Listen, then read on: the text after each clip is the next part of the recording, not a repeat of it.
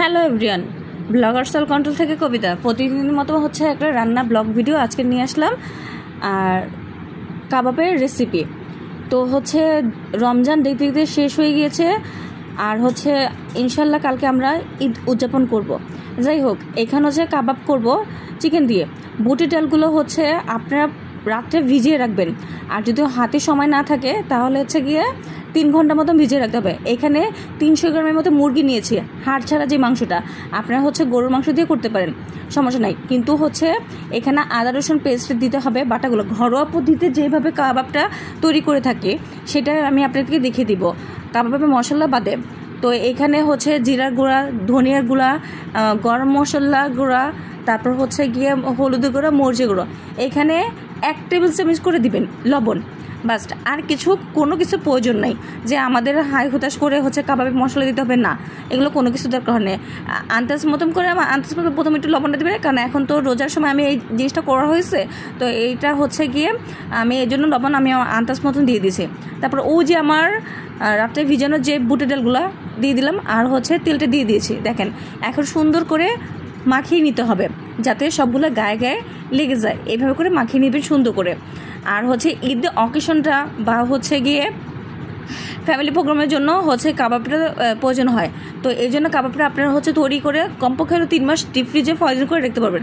এখানে হচ্ছে চুলায় দিয়ে দিয়েছি একটা কড়াইয়ের মধ্যে, আর কিছুটা 1 মুঠি পেস্ট কুচি দিয়ে দিয়েছি। প্রথম অবস্থা কি, চুলার হিট কিন্তু একদম হাই হিটে কিন্তু এইটা রান্না করে নেবেন। হাই হিটে, লো হিটে দিতে যাবেন না, কারণ ব্রয়লার মুরগি থেকে কিন্তু পানি বের হয়, আমরা সবাই কিন্তু জানি লো হিটে দিলে।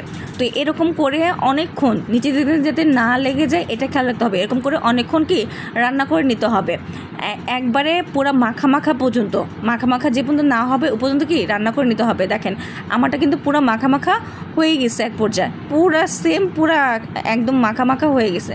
কি সুন্দরভাবে দেখেন, জাস্ট দেখেন একটা অসাধারণ একটা কিন্তু চলে আসে। এখানে হচ্ছে পানির পরিমাণটা কিন্তু দিয়ে দিলাম। এই পানির পরিমাণে কিন্তু সেদ্ধ হয়ে যাবে কাবাবের আপনার মিশ্রণটা, সম্পূর্ণ মিশ্রণটা কি সেদ্ধ হয়ে যাবে একদম পুরো, যাতে নিচেতে না লেগে যায় এটা খেয়াল রাখতে হবে। সম্পূর্ণ লেগে গেলে কিন্তু পুরা লেগে গেলে কিন্তু সেই স্বাদটা কিন্তু পাবেন না। দেখেন আমার এখানে বুটের ডাল কিন্তু সেদ্ধ হয়ে গেছে, আর এই যে হালকা হালকা পানি দিতেছেন এটা ঠান্ডার পরে একদম শুকিয়ে যাবে। কারণ বুটের ডাল থেকে এটা আমরা জানি যে বুটের ডাল হতে রেখে দিলে একদম ঘন হয়ে যায়। চুলা হিটটা আমি বন্ধ করে দিয়েছি, এই সাইডটি একটু হালকা বাড়ানো ছিল, কিন্তু একটু মিডিয়াম আঁচে রেখে দিবেন, নয়তো কিন্তু লেগে যাবে আর পুড়ে যাবে, এটা খেয়াল রাখতে হবে।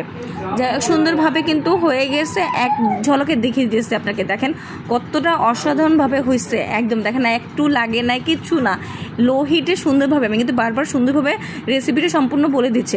এখন আপনার ব্রান্ডারে জারে হচ্ছে গিয়ে যেটা কাবাব তৈরি করে ওইটার মধ্যেও করতে পারেন, বা শিল্পারও কিন্তু বেটে নিতে পারেন, কোনো সমস্যা নেই। যাই হোক, আমি ব্লেন্ডার করে নিয়েছি।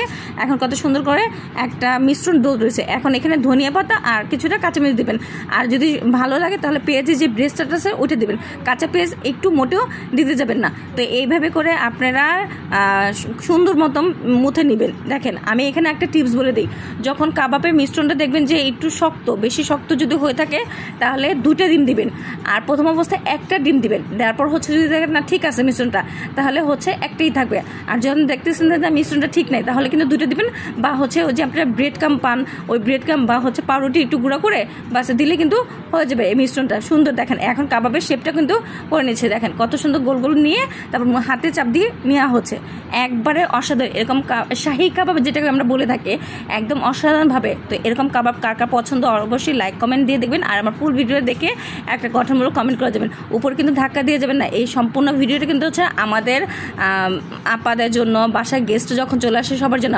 তো এখানে হচ্ছে প্রথমে একটা লেয়ার তৈরি করবেন, উপরে একটা প্লাস্টিকের ফয়েল পেপার যেগুলো থাকে ওগুলো দিয়ে তারপর সেকেন্ড লেয়ারটা তৈরি করবেন। এইভাবে করে আপনি 3 মাস সংরক্ষণ করে ডিপ ফ্রিজে ফ্রোজেন করে রেখে খেতে পারেন। যখন ভালো লাগবে তখন ভেজে খেয়ে ফেলবেন। আর যখন ভাজবেন তখন হাই হিটে কিন্তু ভাজতে হবে, লো হিটে কিন্তু ভাজতে হবে না। তো ভালো থাকবেন, সুস্থ থাকবেন, সবাইকে জানাই ঈদ মুবারক।